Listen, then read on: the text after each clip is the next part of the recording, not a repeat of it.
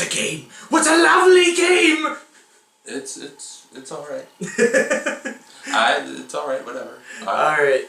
We're here for the Tanooki.com today to give a little discussion on Mad Max, which released for the PS4 and Xbox One.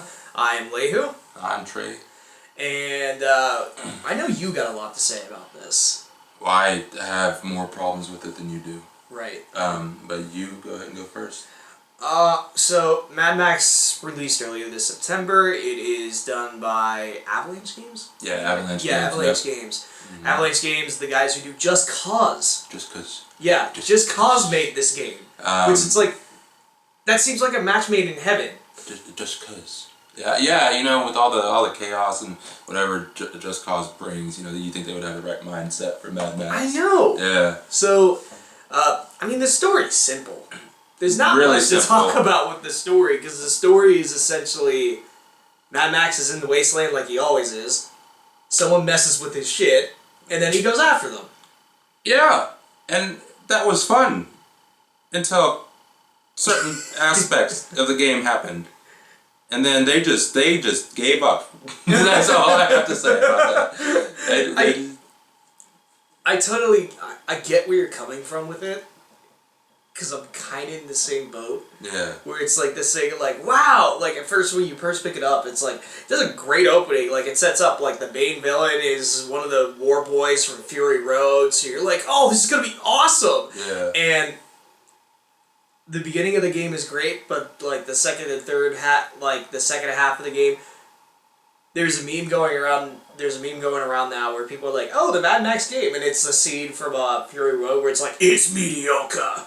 And I'm just like, oh, come on, guys, like, at first I didn't want to, like, believe it, really, because I was really enjoying it at first. I was like, oh, those are cynical game people. It probably doesn't get that repetitive. It's a sandbox game. They all have repetitive mission structure if you really look at it. And then, like, I don't know. It was like the second half I was like, oh.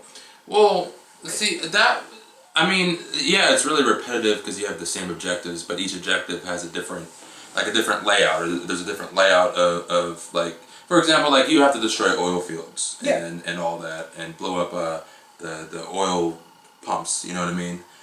Each of those areas is like a little mini map inside of the whole sandbox area, and they all have different layouts, which I really appreciate. It was all different. I never got bored with it.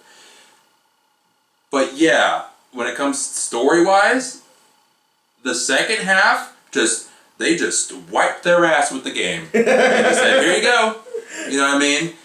Well, it's one of those things where it's like, in a video, you know, one of the big things about the Fury Road, the movie, was that a lot of people were like, there's not really much of a story here.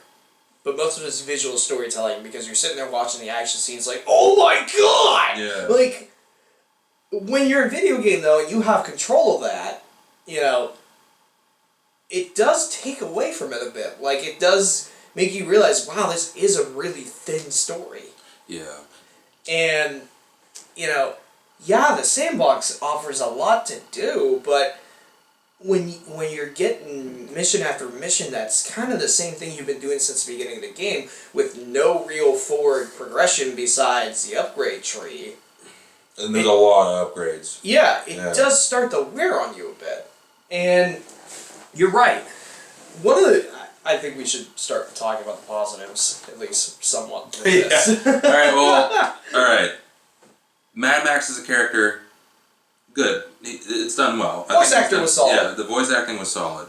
The upgrades for your car and for Max himself are pretty damn good too. That's the best part of the game to me. Yeah, is the car action, because it was obviously very well thought out in terms of like how Mad Max works and how that world works. A lot of the game is car combat, and they made it very, very fun because of all the upgrades that you get to make to your car. I mean, you can make any car in the game like a personal killing machine. Yeah, but the thing that they did that was really smart too, so your car wouldn't be overpowered, is that like some parts like weigh your car down to where it goes there and has slower acceleration. It's super dynamic. Yeah, it is. So you can mix and match pieces and parts just the way you want it to fit your personal preferences.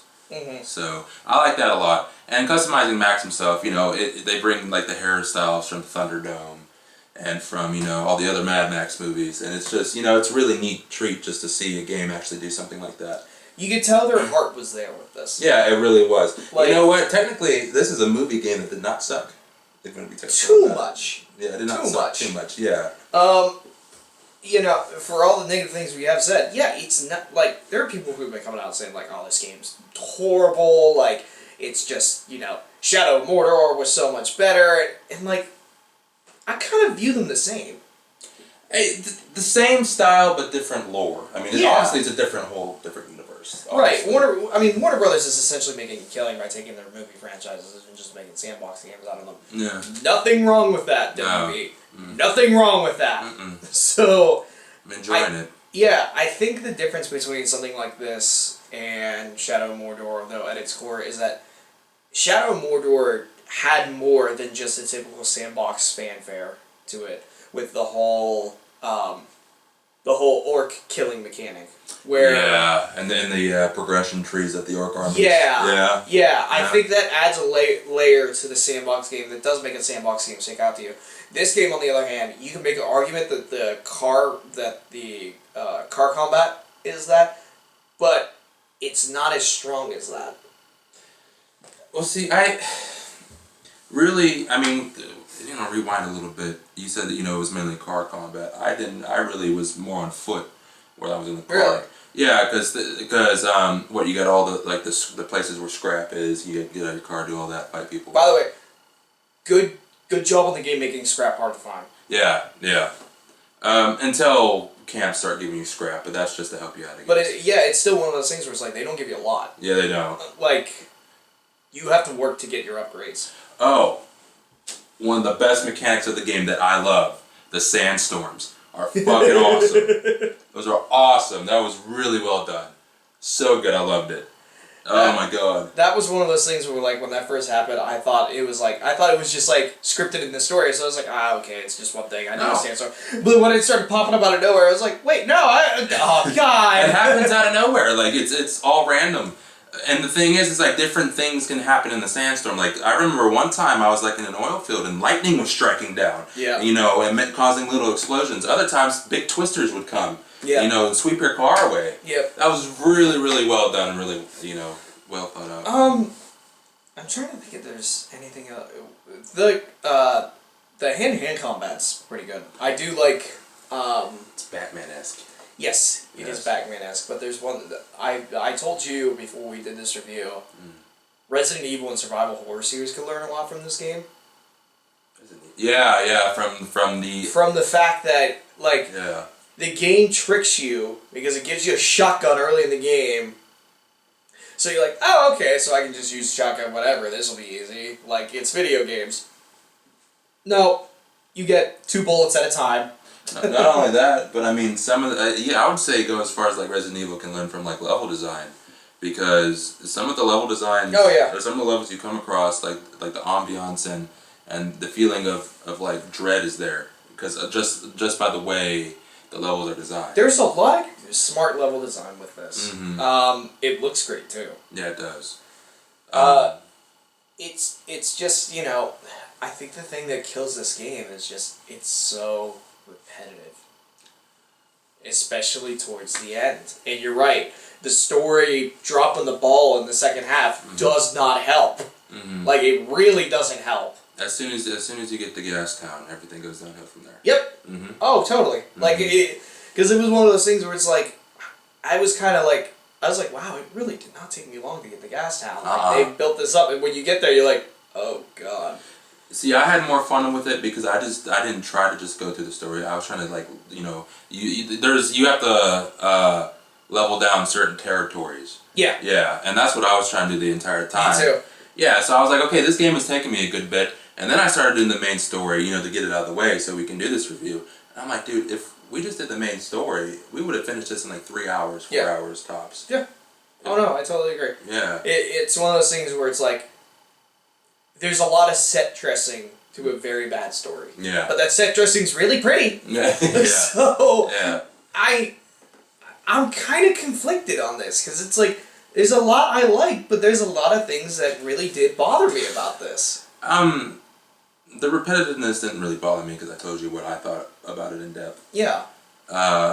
It's just the story is what killed it for me. It did. I guess it's time for some letter grades now. Or do with letter and number grades, whatever you want to do. Let's go letter. I give it probably a... Oh man, I'm really on the cusp. There's plus and minuses involved too. Yeah. I gotta give it a C+. I mean, what, the positives were the combat and all that. Yeah, For the car combat was great, but just, oh man, the story dropping the ball, like, the story just tanking. Yeah. Like, it wasn't just like that, it was like... Like really fast. Real fast. Yeah. And it, like, when the story tanked, it just became really hard for me to go back and finish it. Yeah, I agree. So because you get the free roam after you do all the stuff. Right. Yeah. And it really, really got to me with it. Mm-hmm. So I gotta be honest, as much as I love Mad Max, as much as I love Fury Road this year, this gets a C+, but I will say this. Avalanche is one of those studios that's really smart. I hope this game is successful and they get to make a sequel to it. Because they seem like one of those studios that will fix a lot of the problems. Yeah, you can go a lot of ways with Mad Max. So, yeah. Yeah, I can totally see that. With me, I mean, I loved everything. Even though it was repetitive, there were different level designs in each and every oil field and all that, you know. And the truck routes or the convoys, there was different things with it. So, my only problem was the story. The story really sucked balls. So, I am gonna give it a solid B. Okay. I'll give it a solid B. You're nicer than I am. Yeah. You're nicer than I am. Well, I'm a huge Mad Max fan. That's true. You are.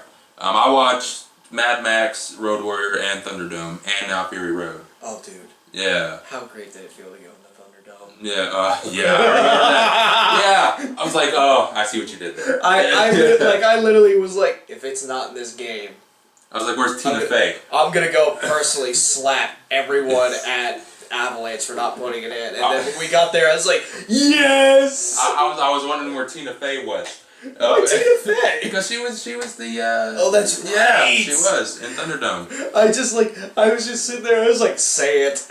2-man enter, 1-man leave. Yeah. I was like, oh, dude, I got chills. I was like, oh my god. It's good. Good reference. You know what I mean? Alright. Yeah. So, everyone, if you want to see more reviews and some playthroughs of games and some other craziness that we do, head over to Tanooki.com. Find us on Facebook at The Tanooki and on Twitter at The Tanooki. There will probably not be a click here anywhere, so... There probably will be there. I'm going to point up in this corner. Yeah, we're going to point up in that corner. So, if you want to learn more, go to our website, or go to the website. I'm Trey. I'm Alex, and we'll see you next time. Yeah.